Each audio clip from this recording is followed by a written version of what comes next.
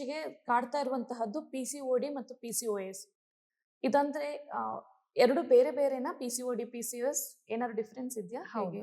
Definitely ಎರಡಕ್ಕೂ difference ಇದೆ. PCOD ಅಂತಂದ್ರೆ ಪಾಲಿಸಿಸ್ಟಿಕ್ ಒವೇರಿಯನ್ ಡಿಸೀಸ್ ಅಂತೀವಿ. ಅಂತಂದ್ರೆ ಇದರಲ್ಲಿ ಏನು ಮೇನ್ ಆಗಿ ಹಾರ್ಮೋನಲ್ ಇಂಬ್ಯಾಲೆನ್ಸ್ ಇರುತ್ತೆ ಇದರಲ್ಲಿ.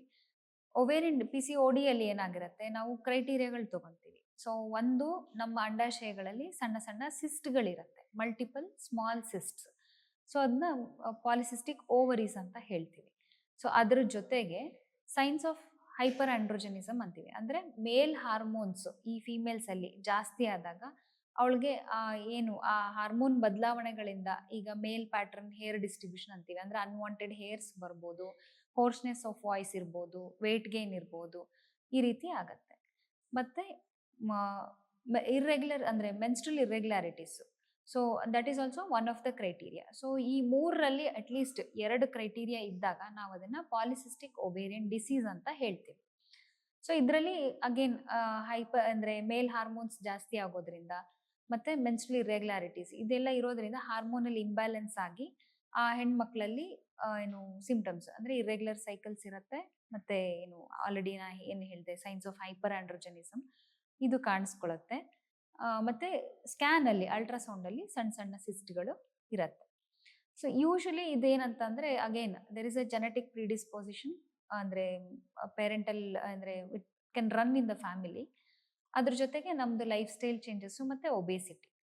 So these are the 3 important factors polycystic ovarian disease develop ಆಗೋದಕ್ಕೆ. ಸೊ ನಾವು ಇದು ಏನು PCODನ ನಾವು ಅಂದ್ರೆ ಕಂಪ್ಲೀಟ್ ಆಗಿ ಕ್ಯೂರ್ ಮಾಡಕ್ ಆಗದೆ ಇದ್ರು ಅದನ್ನ ಈಸಿಯಾಗಿ ಹ್ಯಾಂಡಲ್ ಮಾಡ್ಬೋದು by changing our life styles. ಅಂತಂದ್ರೆ ಮಾಡ್ರೇಟ್ ಎಕ್ಸಸೈಸ್ನ ಅಳವಡಿಸ್ಕೋಬೇಕು, ಅದ್ರ ಜೊತೆಗೆ ಹೆಲ್ದಿ ಡಯಟ್ ಹ್ಯಾಬಿಟ್ಸ್.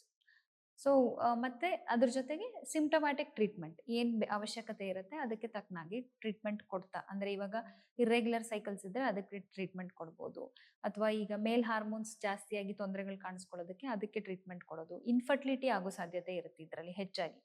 ಸೊ ಇನ್ಫರ್ಟಿಲಿಟಿನ you can treat it relatively easily when compare to other causes of infertility. Next ಬಂದು ಪಾಲಿಸಿಸ್ಟಿಕ್ ಒವೇರಿಯನ್ ಸಿಂಡ್ರೋಮ್ ಅಂತ ಹೇಳಿದೆ. ಈ ಸಿಂಡ್ರೋಮ್ ಅಲ್ಲಿ ಏನಾಗುತ್ತೆ ಅಂತ ಅಂದ್ರೆ ಮೇನ್ ಆಗಿ it is an endocrine disorder. ಅಂತಂದ್ರೆ ಅದರಲ್ಲಿ ಎಲ್ಲ ಹಾರ್ಮೋನ್ಗಳು ಬದಲಾವಣೆಗಳು ಅಂತಂದ್ರೆ ಅದರಲ್ಲಿ ಮೇನ್ ಆಗಿ ಎಂಡೋಕ್ರೈನ್ ಡಿಸಾರ್ಡರ್ ಅಂದ್ರೆ ಇದರಲ್ಲಿ ಇನ್ಸುಲಿನ್ ರೆಸಿಸ್ಟೆನ್ಸ್ ಇರುತ್ತೆ. ಅಂದ್ರೆ ಈ ಪಾಲಿಸಿಸ್ಟಿಕ್ ಒವೇರಿಯನ್ ಸಿಂಡ್ರೋಮ್ ಇರುವಂತ ವ್ಯಕ್ತಿಗಳಲ್ಲಿ ಇನ್ಸುಲಿನ್ ಲೆವೆಲ್ಸ್ ತುಂಬಾ ಜಾಸ್ತಿ ಇರುತ್ತೆ.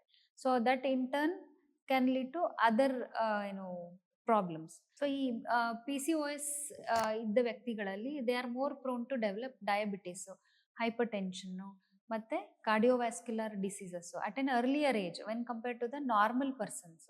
ಮತ್ತೆ ಲಾಂಗ್ ರನ್ ಅಲ್ಲಿ ಈ ಹಾರ್ಮೋನ್ ತೊಂದರೆಗಳಿಂದ ಈವನ್ ಎಂಡೋಮೆಟ್ರಿಯಲ್ ಕ್ಯಾನ್ಸರ್ಸ್ ಅಂತ ಹೇಳ್ತೀವಿ, ಕ್ಯಾನ್ಸರ್ ಕೂಡ ದ ರಿಸ್ಕ್ ಜಾಸ್ತಿ ಆಗ್ತಾ ಹೋಗುತ್ತೆ.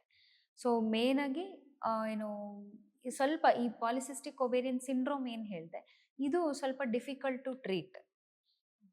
ಸೊ ಇದಕ್ಕೆ ಯು ನೀಡ್ ಅಂದ್ರೆ ತುಂಬಾ ಅರ್ಲಿ ಏಜ್ ಅಲ್ಲೇನೆ ಲೈಫ್ ಸ್ಟೈಲ್ ಚೇಂಜಸ್ನೆಲ್ಲ ಅಳವಡಿಸ್ಕೊತಾ ಹೋದ್ರೆ ಆ ಡಿಸೀಸಸ್ ಬರೋದನ್ನ ಸ್ವಲ್ಪ ಪೋಸ್ಟ್ಪೋನ್ ಮಾಡ್ಬೋದು. ಪೋಸ್ಟ್ಪೋನ್ ಮಾಡಿ ಮತ್ತೆ ಅದರದ್ದು ಸಿವಿಯಾರಿಟಿ ಆಫ್ ಕಾಂಪ್ಲಿಕೇಶನ್ಸ್ ಅನ್ನು ರೆಡ್ಯೂಸ್ ಮಾಡಿ